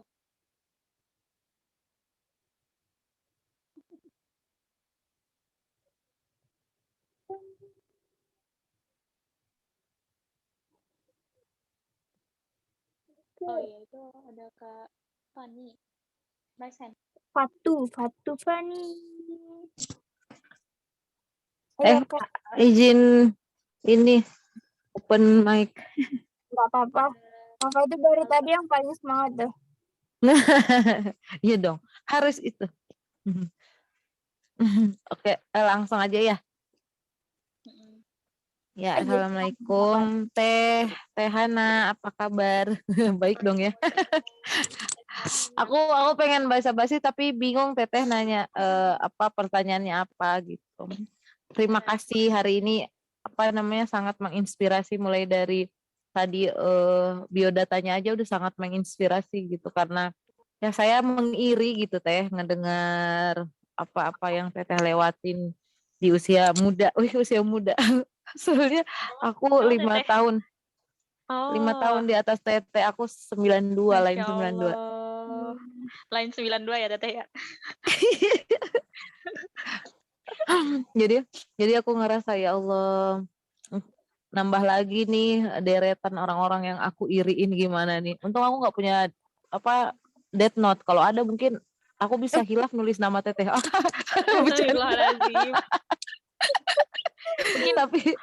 Mungkin bisa syahid ya Teteh ya, saya jadinya. Tapi irinya tapi alhamdulillah kan Allah membenarkan dan membolehkan kita iri terhadap dua hal kan ya, kepada pemuda yang pada orang yang diberikan harta dan dihabiskan dalam jalan sedekah, dan orang yang berilmu dan disunahkan pula. Kalau ada sahabat tuh kan yang nunjuk, dia bilang ke Rasul kalau dia iri sama sahabat yang lain yang menurut dia kesolehannya itu lebih gitu. Terus Rasul bilang, sok sampaikan rasa cintamu. ana uhibbuka fillah. Jadi aku pun Masya menyampaikan Allah. itu. Uhibbuki fillah. Balasannya apa ya? Saya nggak tahu. Balasannya apa. Aku sarang heo aja deh. Sarang heo fillah. Sarang heo fillah, Masya Allah. Ya, Masya Allah ya. Semoga ini ya Mbak ya. Semoga suatu saat bisa ketemu di kehidupan nyata gitu. Ini kan Amin, kita lewat amin, virtual amin. ya. Betul, Insyaallah. betul. Aku dari iya perkenalkan saya Fatunia, asli Makassar, cuman Masya Allah. sekarang di Sumedang. Oh, di Sumedang. Berarti kita ini Mbak, Mohon, iya. kita ini satu garis. Saya kan dari Lombok Mbak. Bapak saya dari Dompu, NTB. Wah, kita ternyata satu provinsi. Iya. Kayak tadi di Bener, Makassar alhamdulillah. dari Dompu, Masya Allah. Betul. Siap. Pernah ke Iya. Lombok nggak Mbak? Belum. Oh, belum pernah.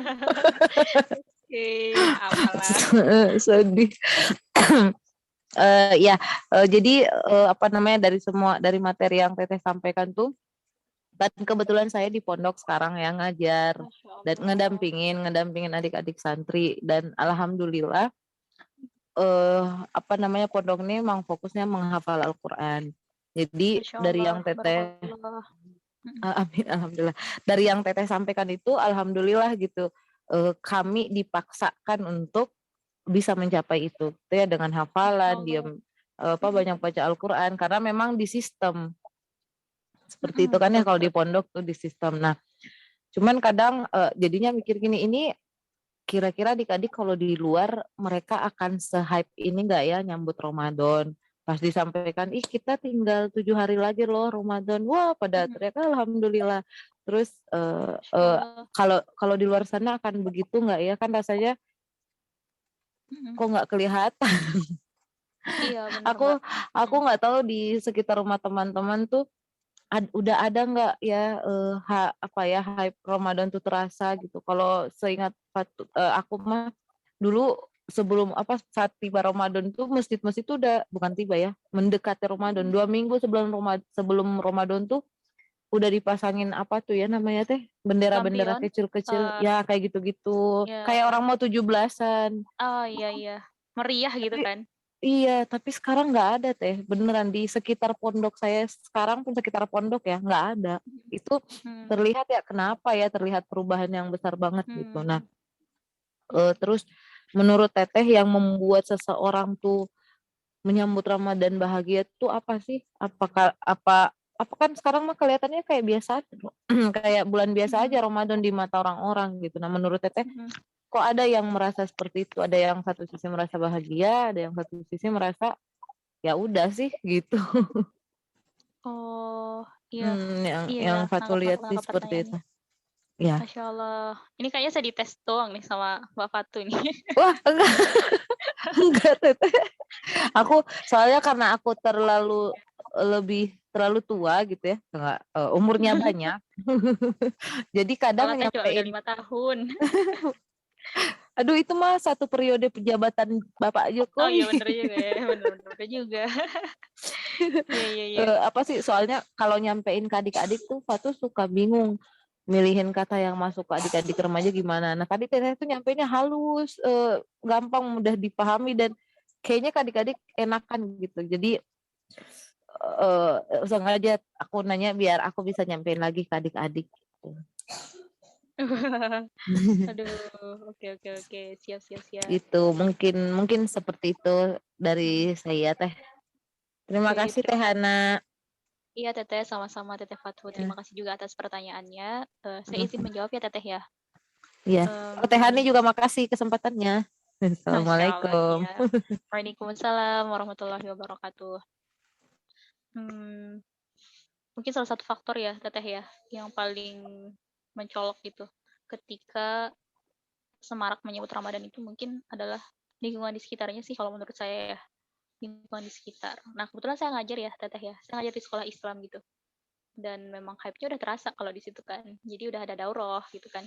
Daurah Al-Qur'an di situ, terus kayak guru-gurunya juga sudah merancang tentang apa yang dilakukan nanti ketika Ramadan, terus udah ada kajian dan sebagainya gitu. Dan mungkin yang belum didapat oleh masyarakat itu adalah bahwa mungkin mereka nggak tahu gitu. Kalau misal Ramadan itu harus disambut dengan semarak. Iya, bisa jadi gitu nggak sih? Mungkin karena ketidaktahuan itu, jadi orang-orang di sekitar kita itu jadi tidak menyambut gitu. Terus kalau di sekitar tempat saya sendiri itu kemarin terakhir itu biasanya mereka itu kayak ada istilahnya itu roah kebian. Kalau namanya di sini ya di Lombok itu namanya roah kebian, atau bisa dibilang tuh kayak mereka melakukan satu kegiatan yang tujuan itu untuk sedekah gitu. Biasanya mengundang mengundang tetangga atau sebagainya untuk zikir bersama gitu kan. Walaupun mungkin secara syariat itu tuh nggak ada ya. Cuman kan itu sebenarnya hal yang baik ya, hal yang baik gitu. Dilakukan dengan mereka tuh niatnya gini, nggak apa-apa sekalian aja kan ini menjelang Ramadan ya, nggak apa-apa kita silaturahim lagi gitu kan. Nah itu kalau di sekitar rumah saya ya teh ya, itu yang kelihatan. Terus kemarin tuh kayak ada sholawatan bersama gitu, sholawatan bersama. Mungkin tidak kelihatan secara fisik ya, secara fisik di sini, tapi yang saya lihat itu ya tadi hal-hal yang kayak tadi gitu. Walaupun mungkin di status WA teman-teman yang lain tuh ada juga gitu yang di sekitar rumahnya itu membuat hiasan-hiasan bahkan sampai pawai-pawai ya menjelang Ramadan gitu kan. Ada juga yang kayak gitu. Atau bisa jadi itu tuh tergantung lagi dari masyarakat di sekitarnya ya, walau alam sih teh. Mungkin banyak faktornya ya. Kalau saya sendiri tuh dulu waktu di pondok juga baru tahu gitu. Oh, ada ya tarhib Ramadan gitu. Itu saya baru tahu loh. Sepanjang saya hidup gitu kan. Pertama saya di pondok waktu di pondok pesantren mahasiswa itu, saya baru tahu gitu menjelang Ramadan ternyata ada yang namanya agenda tarhib. Itu kayak malah ngias-ngias gitu loh, ngias-ngias, terus dibikin semarak lah, semeriah mungkin, terus ada lampu-lampunya. Saya nggak tahu kalau itu tuh ternyata adalah hal yang kayak dianjurkan gitu. Malah dulu saya mengira apaan sih ada lampion gini gini gini. Wah, ternyata itu tuh salah satu hal yang diajarkan oleh Rasulullah ya, maksudnya untuk menyambut Ramadan dengan semarak gitu. Nah, bisa jadi hal-hal itu nggak terjadi mungkin karena orang-orang di sekitar kita itu nggak tahu. Biasanya kayak gitu. Ya, kita mungkin khususnya seperti itu ya. Mereka belum tahu gitu. Nah, gimana caranya biar tahu? Ya mungkin harus dulu dari diri kita sendiri kali ya. Dari diri kita sendiri dulu, baru mungkin mengajak orang-orang di sekitar kita untuk melakukan hal yang sama. Seperti itu. Terus terkait yang pertanyaan kedua tadi tentang penyampaian yang sederhana ini, gimana ya Teh ya? Saya bingung menjelaskan. Penyampaian yang sederhana kepada para remaja. Nah, kebetulan saya itu pegang mentoring adik-adik SMA saya dulu di sini. Jadi memang interaksinya banyak sama anak-anak bocil ya. Di sekolah saya ngajar anak bocil, terus pas weekend kadang ketemu sama anak SMA gitu. Mungkin karena interaksinya dengan maksudnya anak-anak tadi, jadi ya mungkin bawaannya jadi kayak gini gitu. Dan memang tipenya bukan orang yang bisa terlalu lancar berbicara formal. Nah, mungkin ini harus diasah ya dari saya pribadi gitu. Jadi harus bisa kan menempatkan diri gitu gimana kita berbicara. Nah, walaupun mungkin kan harusnya kalau kajian tuh mungkin bahasanya formal ya, tapi saya tuh kadang nggak bisa nempatin gitu. Nah, itu juga kelemahan saya gitu. Dan Teteh pasti punya kelebihan juga kan. Nah, mungkin bahasanya Teteh memang seperti itu ya, nggak apa-apa gitu. Sambil mungkin nanti dilatih lagi sih Teh gitu, dilatih lagi terus mungkin melihat referensi kajian-kajian yang penyampaiannya itu adalah orang-orang seusia kita. Saya juga suka banget sama Bang Hawariun ya. Beliau kan nyampeinnya sederhana gitu kan. Terus tulisan-tulisannya Bang Amar Arisalah, terus juga saya kepoin gitu kan, suka saya baca gitu di di IG. Terus bahasanya para admin Quran review itu juga biasanya kan sederhana gitu ya. Nah, biasanya kan apa yang kita baca tuh akan keluar gitu kan, akan refleks keluar dari diri kita gitu. Nah, karena mungkin terbiasa membaca bacaan-bacaan yang ringan, jadi bahasanya ringan gitu. Tapi kalau teman-teman saya memang yang biasa, beliau itu mengkaji pemikiran, hal-hal yang berat, itu juga nanti beliau-beliau tuh keluarnya dengan bahasa-bahasa yang akademis gitu. Nah, jadi emang tergantung lagi mungkin ya. Nah, seperti itu. Mungkin bisa disesuaikan dengan seperti itu Teh. Mungkin bisa ngelihat para penulis atau para influencer kita gitu kan yang menyampaikan dengan cara yang sederhana. Mungkin bisa kita copy paste caranya. Gitu. Terjawab nggak ya Teteh ya? Iya Teh, terjawab. Oh, tadi Teh Hani dulu ya. Maaf Teh Hani. Oh enggak apa-apa Kak. Aku kalau Aku kira Kak Fatu udah matiin ini ya, udah matiin mic-nya. Udah, cuman dinyalain saking semangatnya gitu. Masya Nah, Allah. Kak Fatu udah terjawab belum? Alhamdulillah. Terjawab. Alhamdulillah. Saya memang kayaknya yang pas jawaban yang kedua tuh saya baru sadar, oh iya ya. Saya memang tidak terlalu suka baca kalau di HP. Harusnya lebih suka baca buku, tapi bukunya nggak yang ya sih buku pemikiran kayak gitu deh.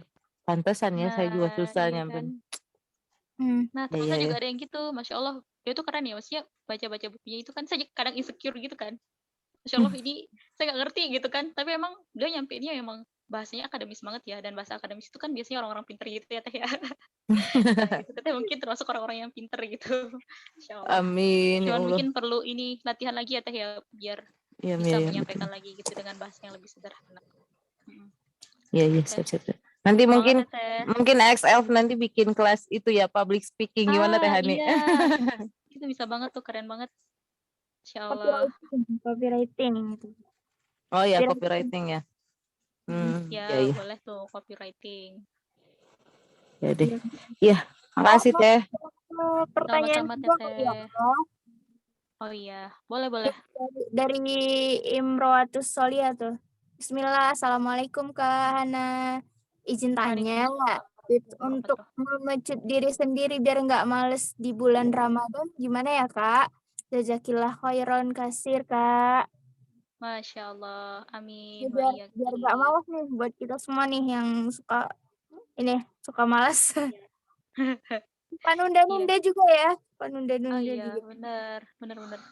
Ya, itu juga PR juga buat saya ya. Banyak PR dalam diri saya gitu. Oke, saya izin menjawab ya Kak ya. Jadi selama 2 bulan terakhir ini based on pengalaman pribadi saya ya. Jadi kan bisa dibilang ya, beberapa waktu lalu tuh kayak tilawah saya tuh kacau banget. Saya bilang kacau ya. Kadang nyampe 1 juz, kadang enggak gitu kan setiap hari. Sampai akhirnya saya tuh ikut program dari teman saya yang namanya Odoj, One Day One Juz. Tapi ternyata di situ tuh sistemnya nggak terlalu ketat gitu loh. Jadi ini saya hijrah kan, saya ikut Odoj yang lebih rame lagi gitu. Dan Masya Allah ternyata di situ tuh adminnya itu beda dari yang lain. Adminnya itu benar-benar ngopainin kita banget. Jadi kan saya memang tujuannya membangun kebiasaan ya Teh ya. Nah, karena kan kebiasaan itu perlu dibangun ya. Nggak bisa kan kebiasaan itu muncul dalam waktu 1 malam 1 hari. Itu impossible banget. Jadi kebiasaan itu perlu ditanamkan sejak jauh-jauh sebelumnya biar jadi habits gitu kan. Kalau kata Ustadz Felix Shaw itu di bukunya yang How to Master Your Habits itu kalau nggak salah sekitar 40 hari ya biar sesuatu hal itu menjadi habits atau kebiasaan buat diri kita. Ya, Nah, tapi saya ikutlah. itu harus berulang selama 1 tahun, Kak. Apa yang ulang selama 1 tahun? Bukunya? Enggak, apa, pengulangan sama latihannya tuh. Oh, 1 tahun ya? Ya, biar Ya, bisa jadi Masya biar Allah. bisa bertahan habits-nya gitu. Wah, ya saya baru beberapa bulan sini, tapi itu udah lumayan kerasa. Nah, jadi emang salah satu hal yang bisa memecut diri kita itu adalah sistem. Pertama sistem menurut saya. Sistem yang kita bangun, sistem yang kita ikutin. Karena kita harus kenal diri kita juga ya. Nah, ternyata setelah saya merefleksikan perjalanan hidup saya selama ini, saya tuh adalah orang yang suka dengan sistem.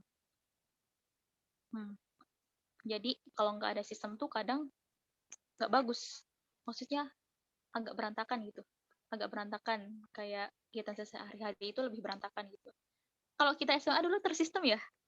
Tersistem kan? Maksudnya dari jam 7 itu kita harus di sekolah, bahkan sampai setengah 3 kan, setengah 3 sore kalau dulu saya di sekolah. Setengah 3 sore itu kita tersistem kan, di situ belajar kan sampai setengah 3. Dari setengah 3 misal sampai asar kita istirahat, terus nanti ada les lagi. Terus malamnya kita gini. Itu kan tersistem ya. Pas di bangku kuliah, udah nggak ada lagi kan sistem kayak waktu SMA.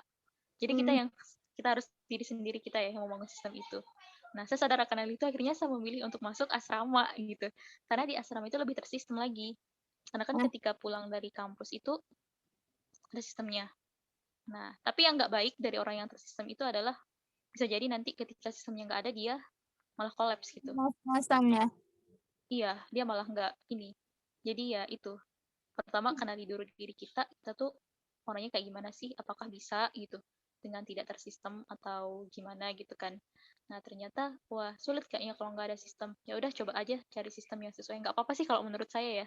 Karena kan selama caranya baik ya, mah Allah mah ngizinin aja gitu kan. Selama Allah ridho mah nggak apa-apa, kita gas-gas aja kayak gitu kan.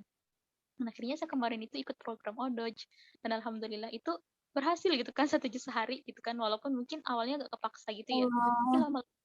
Tapi Oh, lama kelamaan tuh jadi suatu hal yang misalnya saya pernah kan nggak setoran gitu, nggak laporan gitu karena memang nggak kayak capek banget di hari itu kan, nggak sampai 1 juznya gitu. Nah ini juga salah saya, manajemen waktunya kurang. Terusnya kan bisa aja ya kita tilawah 1 juznya mungkin habis subuh gitu kan, habis subuh kita tilawah 1 juz mungkin 1 jam selesai gitu kan. Nah itu kan bisa, cuman karena saya masih kurang manajemen waktunya waktu itu, jadi saya nggak setoran di hari itu, nggak laporan gitu, nggak laporan, saya nggak selesai 1 juznya gitu.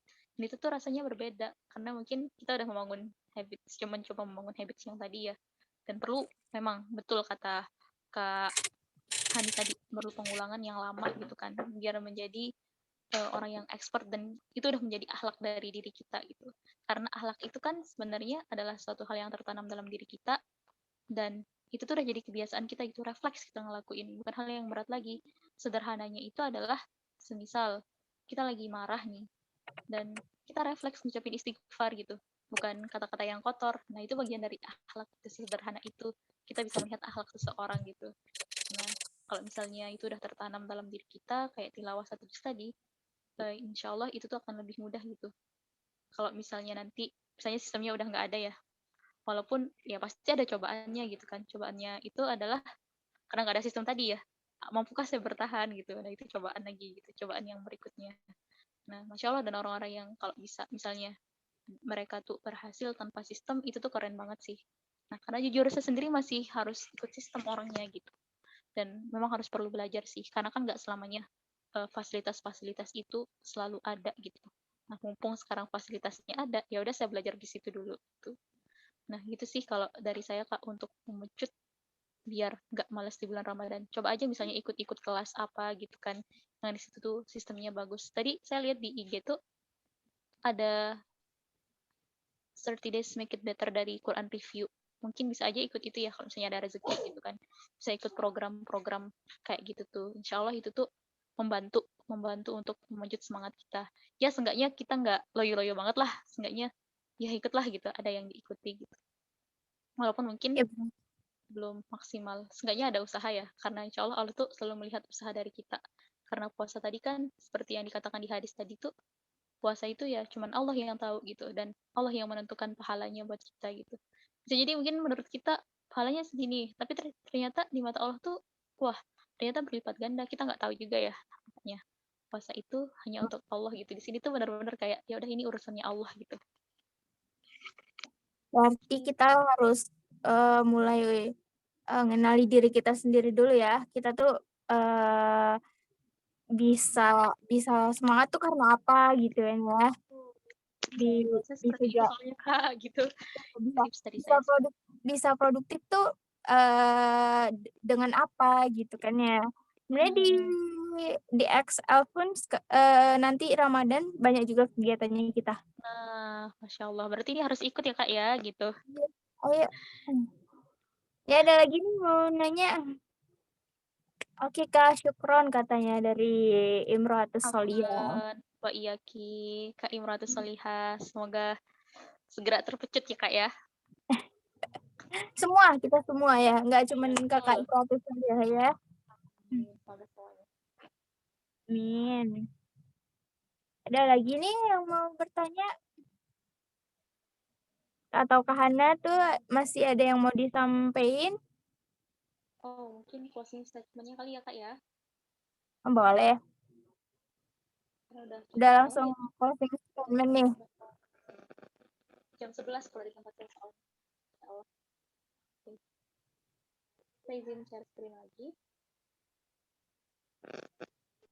Kenapa Kak suaranya nggak jelas? Saya izin share screen lagi ya. Oke. Boleh. Ini closing statement saya mengambilnya dari perkataannya Ustadz Wido Supraha. Jadi kalau misalnya teman-teman mau lihat versi lengkapnya yang 10 tanaman unggulan tadi, versi dari beliau yang lebih punya ilmu ya, bisa cek di YouTube, ada kok di YouTube gitu. Jadi judulnya itu 10 tanaman unggulan di bulan Ramadan. Jadi yang menyampaikan itu adalah Ustadz Wido. Beliau itu salah satu anggota Majelis Ulama Indonesia gitu. Jadi Masya Allah, beliau itu menyampaikannya jauh lah lebih baik dari saya gitu. Dan mungkin ketika mendengar ceramahnya dari beliau, Masya Allah mungkin bisa lebih masuk lagi gitu.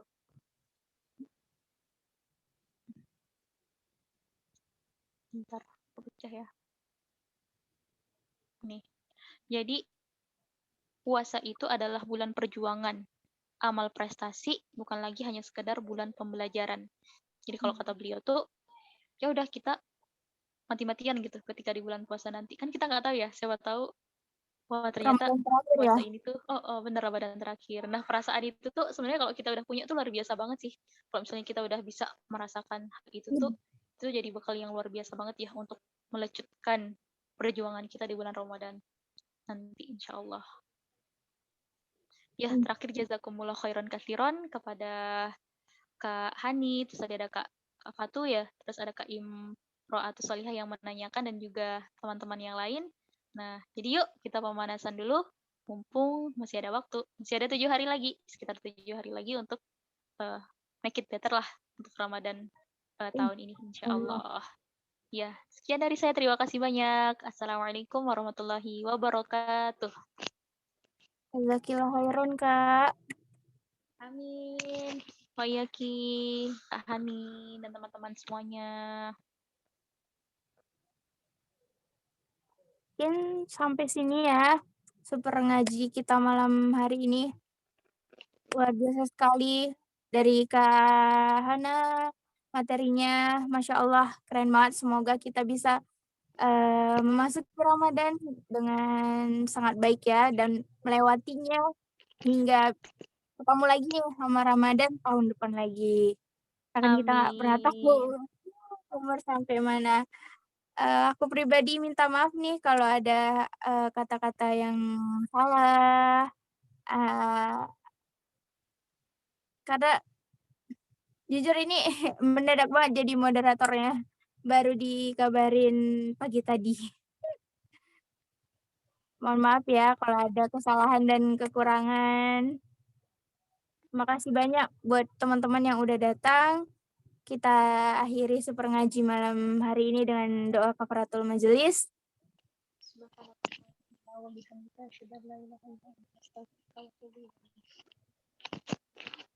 Wassalamualaikum warahmatullahi wabarakatuh. Waalaikumsalam Waalaikumsalam warahmatullahi wabarakatuh. Jazakillah khair untuk teteh-teteh. Selamat beristirahat. Jangan makan malam nanti gendut. Masya Allah. Izin pamit ya Teh ya. Ya, syukran Teh. Assalamualaikum warahmatullahi wabarakatuh. Waalaikumsalam warahmatullahi wabarakatuh. Syukran Teh Hani. Bye-bye. Dajayo. Annyeong. Ya kalian. Keluar ya Teh. Ya. Yuk.